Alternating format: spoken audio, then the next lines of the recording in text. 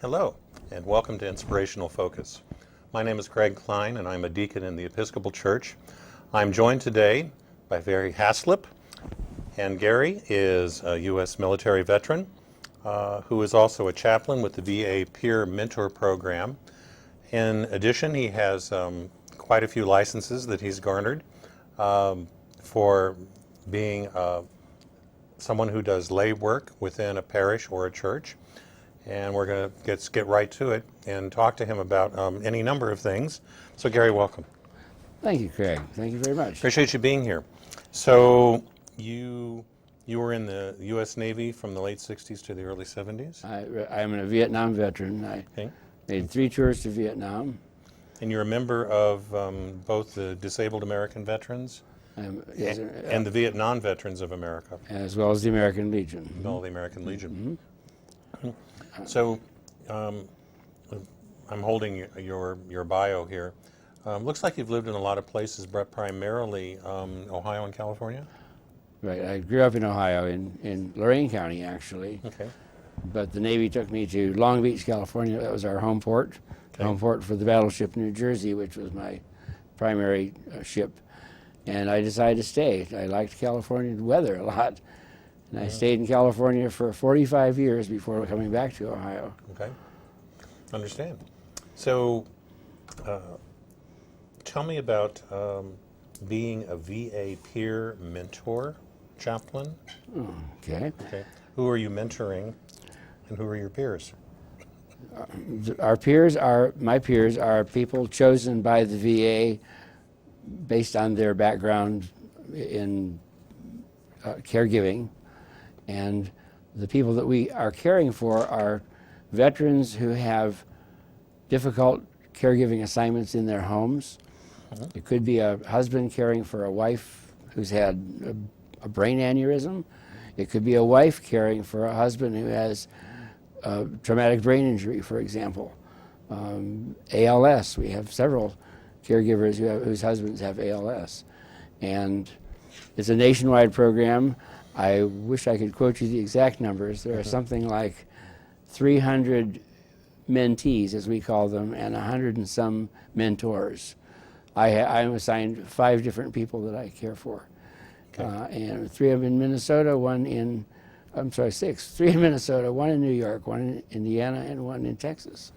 So, curious, none are in Ohio, the state where you live now. Okay. It is curious, isn't it? Yes. It's only because that's how I was assigned.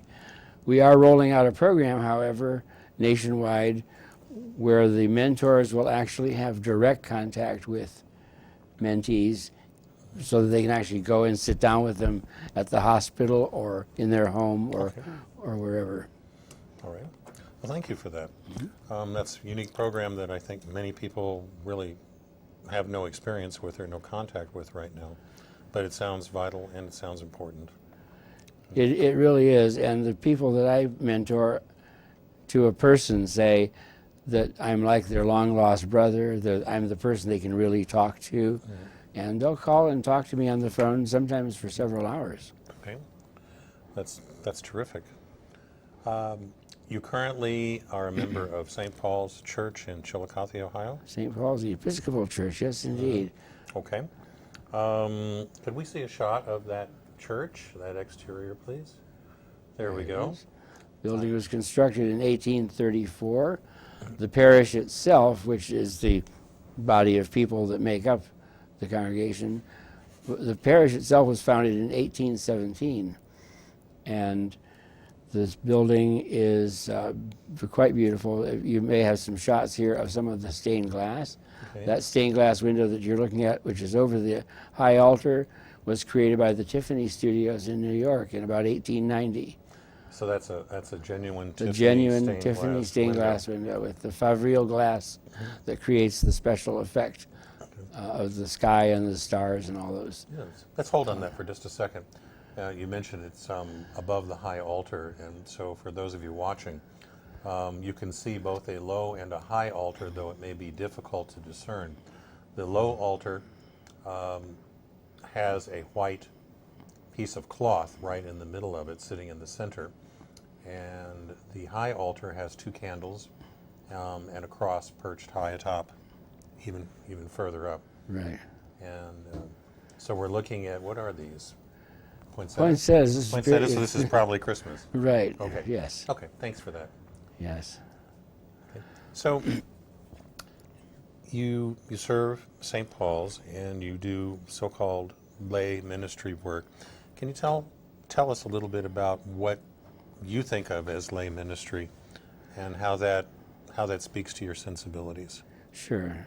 Lay ministry, of course, is I should say not of course, lay ministry is the use of the non-ordained people in the congregation to fulfill roles that could be fulfilled by clergy, but really are properly the province of the lay people. The lay people have a very definite function within the church to support the worship and the function of the church itself. For example, I am a lay Eucharistic minister, as they call them. I offer the chalice during communion services. I am a lay preacher, which means I can get up in the pulpit and hold forth. And we'll talk about that in just a minute. There's a lot to that. Yeah. A lot more than just getting up in the pulpit. Sure. I can take communion out to people who are in their homes because of illness or disability, are unable to come to the church but would like to receive communion. There are just a number of roles that the lay people perform. They form the vestry, which is the governing body of the congregation. Okay. They take care of the altar linens that you saw in the picture, that sort of thing. All right. So it can also be other things, can it? You function as a kind of historian of sorts, particularly for things like stained glass windows. In a way. In a way, you seem like you have that knowledge. In 2017, the church celebrated the 200th anniversary of it as a parish, and I was tasked with creating an historic display, which we put on in the library of the church. We may have some pictures of that, I'm not sure. Let's find out. Let's see if we can see a few stained glass pictures. Okay, these are the stained glass windows in the library itself. Forgive me for noticing this or saying so. Yes. But, if I look at the one on the right, a pitcher, a broom, and a spoon are not symbols that I might normally associate with worship. I'll have to get back to you on that one, Craig, because I've never studied that particular window. Often, though, symbols like that represent certain saints. A saint that may be associated with a broom or a horse or something like that. Sure. And I would imagine that is because what I think we're looking at. I think we may have four windows that represent the four Gospels. Okay, let's take a look at another one. Okay. This is one of the most beautiful ones. I know this is one that you're fond of too. It is. These are adjacent to the altar at right angles to the altar, and this is the dove descending. Okay. They look small from when you stand in the church. Actually, if you're up there, they're quite large. Okay. These are. And here, of course, is the lamb. Right, and these are conic glass. This is the Conic Studios out of Boston, Massachusetts, noted especially for the brilliant blues that they could create in their stained glass. Very good. Okay, so and you know these, and of course the church is filled with many that resemble this layout and structure. And I did a whole thing for our history book on each window to tell what the stories are within each of the panels of the stained glass window tells a story about something from the Bible. Okay. And so I did, and there are 8 of these of this size around the church, and I did. So how big would you estimate this to be? 20 feet high? The windows are probably 25 feet high. They're quite large. They're quite large. And so these windows tell stories. Is that true for generally most stained glass windows? Yes, in most churches. Yes, most churches and right. places. They're not just pretty glass. They really are. There's the the Tiffany window again, Right. with a different exposure. And I'd have to say that this picture does not do it justice. The colors that the Tiffany Studios created, the technique that they used, where they layer pieces of glass on top of other pieces of glass, which they call the Favreau method, is you just can't see it in a photograph like this. You must come and see it. You must come and see. Yeah. So it's my understanding the church is looking to get a historical marker status as well. We are actually. The church is located within what they call the first capital district of Chillicothe, since Chillicothe was in fact the first capital of Ohio. It was also the third capital of Ohio. There was a period when it moved, I think, to Portsmouth and then moved back before it went to Columbus. And we'd like to have a marker in one of those bronze markers on a pole in the front yard. But First Capital District has to approve that, of course. All right. So it's an old historic church. It is. In many, many ways. And here, thank you, if I may, this book. This is something I had in the history display. This book dates from the year 1832, I believe.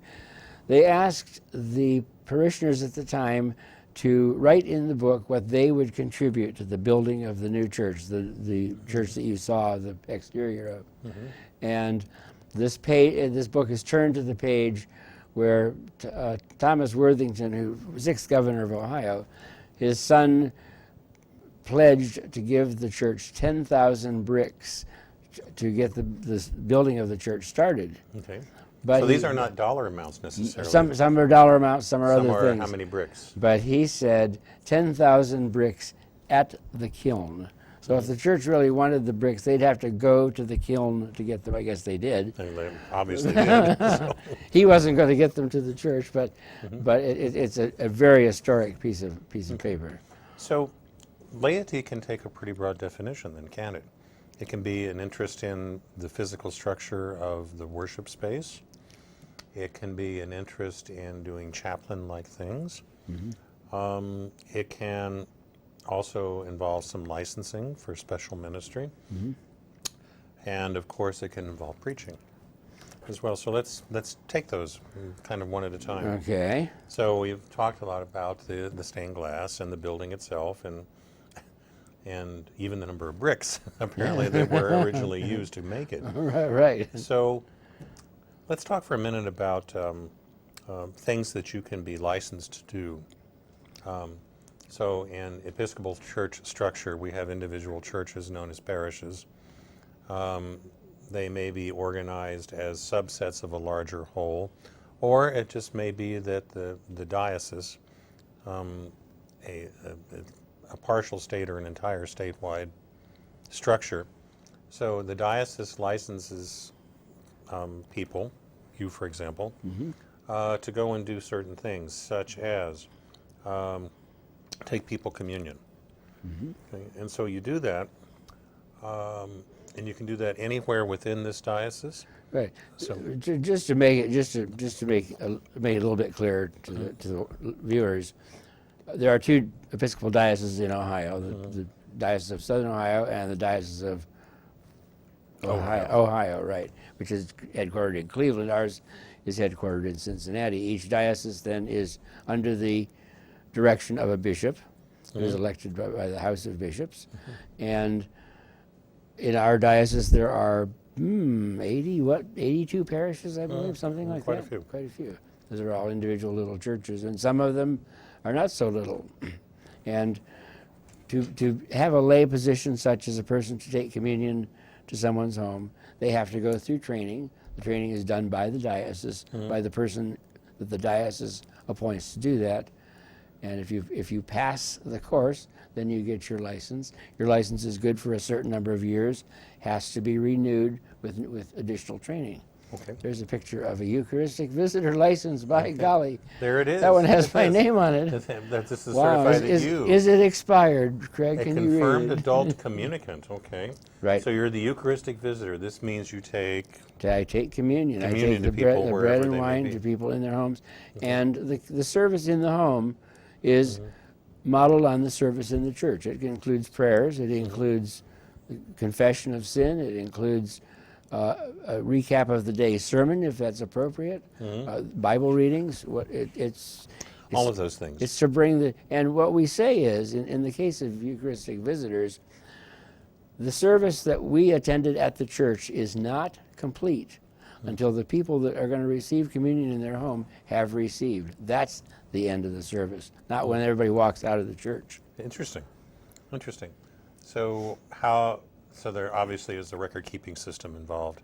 There is even though it may take 2 or 3 days to fully. There is a book. There is a book in which we're supposed to remember to write down all these things. All these things, yes. Okay. So you are also a licensed lay worship leader, which means you can lead. I can lead certain services for an entire group or congregation. I can lead basically any service that, for example, morning prayer, noonday prayer, evening prayer, Compline, which is a lovely evening service.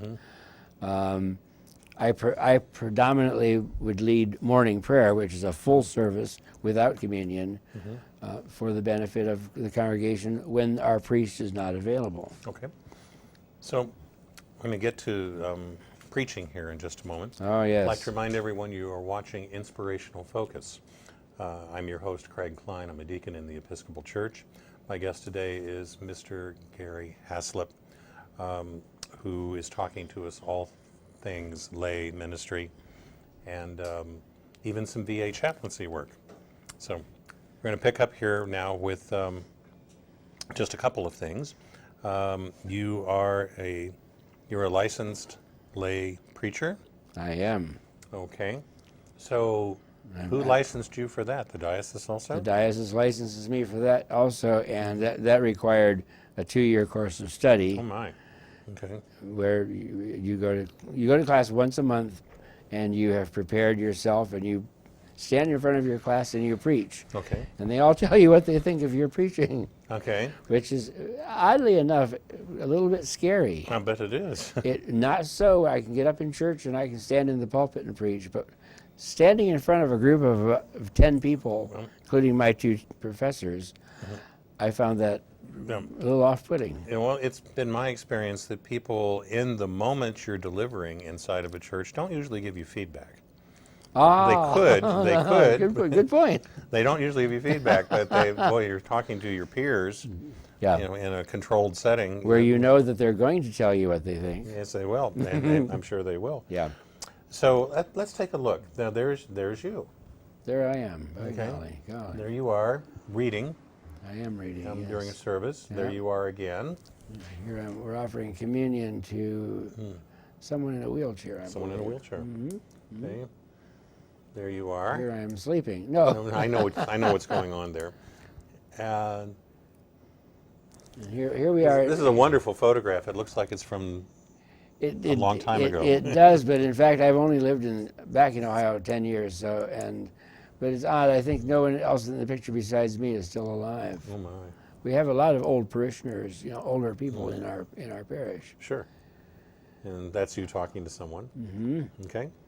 We were both in wheelchairs at that point. Okay. And you are cooking now for people? Yes. Oh, yes. We hospitality. I'm glad you mentioned that, Craig. Hospitality is a big feature of our particular parish. We really love people, and we like to put out the spread, and we like to welcome people. Okay. And there's you. And there I am, yes. There you go. So. Wow. That's quite a bit. Yeah. So let's take it a little further. Okay. We need a logo that says El Paso on it. By golly. Episcopal Lay Preachers Association of Southern Ohio. And for the well-trained eye, if you look at it, we actually see all the counties. Those are all the counties that our diocese covers. A lot of them. Okay. So again, Episcopal Lay Preachers Association of Southern Ohio. Right. Not a town in Texas. Not a town in Texas. Nor a brand of food. Okay. Marty Robbins notwithstanding. All right, there you go. So El Paso was your training venue? Actually, El Paso was formed after we had been trained and licensed. We decided, the lay preachers decided to get together and be an organization. So, because what we or hope what we'd like to do, and we've done some of it, is to offer our services as lay preachers to churches that in the parish that don't have somebody to preach on a particular Sunday. So you can be, if I had to pick a word, deployed to places other than the church you normally attend. Absolutely, and we welcome that. I've done that. I think most of the lay preachers have. But we're trying to expand the program to parishes that are not aware that they have that service available for free. It's just So part of it's just getting the word out. getting the word out. Yes. And obviously part of it too is training enough people for it to be a viable, Right. self-running thing. And there are, I don't know, I can't tell you how many lay preachers there are, but there are a fair number of us, and we're all good. Believe me. I've seen you, and I've listened to you, and I would agree. Thank you. I would very much agree. Thank you. Gosh, let's go on to a couple of other things in your background. You're a graduate of Education for Ministry. So am I, but, Yes.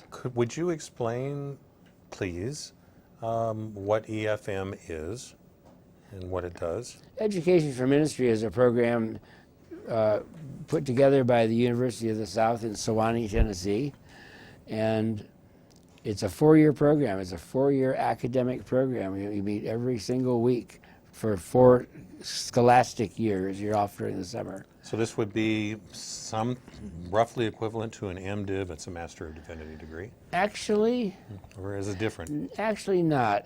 What I'm told is it's sort of halfway there. Okay. It's kind of like the first 2 years of seminary, but it covers the Bible entirely. It covers philosophies and theologies by famous people over the centuries, how the church got to where it is today as a Christian organization. It's a lot of work, as you know. Yes, it is a lot of work, and very few people are called to make a 4-year commitment to something, and then afterwards do something about it after you've done your 4 years. There's that too. So it's a significant commitment of time and energy. But we do say it's education for ministry, not education for the ministry. Okay, and that's a critical difference. Right. Okay. So, in addition to all of that, you volunteer at the VA. I do, but not as a chaplain. I volunteer as a pharmacy tech, of all things, something I never did in my life. But they said, we'll be happy to train you to show you what to do. All right. And clearly they have, because you're there on a regular basis. The VA in Chillicothe? The VA in Chillicothe, yeah, right. All right. Does being a member of either Vietnam Vets of America or Disabled American Veterans useful in that line, in that role? Well, actually it is, because DAV, for one, Disabled American Veterans, puts on a number of programs for the benefit of the patients that are actually in the hospital there. Okay. Things like bingo games and that sort of thing. Okay. Interesting. So you could, I'm looking at your bio. You could, well, let me ask you. You have chaplaincy training at San Francisco General, which is a place where I received my training. Ah. And does that mean you could, in theory, do chaplaincy work? I have at actually. hospitals? I actually have done chaplaincy work at Adena Hospital, which is in Chillicothe, Okay. and we recently got a message from the chaplain saying, could I add you to our roster of on-call chaplains? Oh. I haven't answered that question yet. Well, there's on-call and then there's 3 a.m. I think it's both. I think I think either you are or you aren't. Exactly. Okay. Exactly. Okay. And the last thing to cover briefly is this. No, this is actually I guess you'd call this the mission statement of the Diocese of Southern Ohio: to know the common story, to proclaim our common faith, to pray the common prayer, drink from the common cup, and serve the common good. And I especially like the last one, if I were going to pick one. So it's all really about community. Well, it's about community and our responsibility to the community, wider community, not just to one another in our church, but to the people around us. I think that's terrific. And to help keep that story alive, and you clearly take it to heart with all these things that you do. And I think about I think about all the things that you do. Of the preaching, of the licensing, of the historical record keeping, do you have a favorite or one that you enjoy? I enjoy them all. Is everything a first among equals? Something like that. But I do especially like the lay preaching, though. Mm-hmm. But what I didn't know going into it was how much work it is. It really is a lot of work to craft a sermon and really create a message for your congregation is a lot of work. So it's really not extemporizing. No, it's not. Okay. No, it's not. I don't think I could do that. Okay. So I think that's terrific. Have they deployed you, by the way, to other places besides where you normally go? Yes, they have. Regularly go? Yes, they have. Okay. And I hope we'll do more, actually. All right.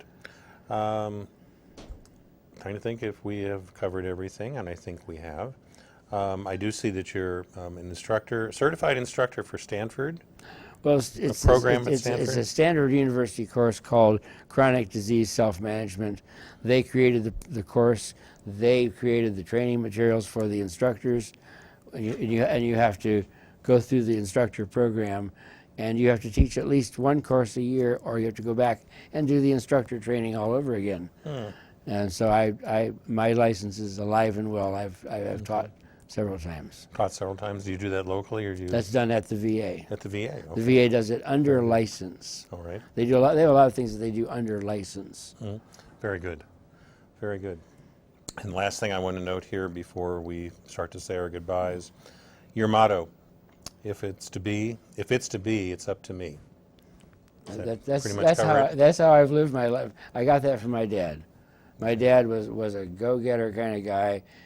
If there's any way to accomplish it, he will. Okay, that's terrific.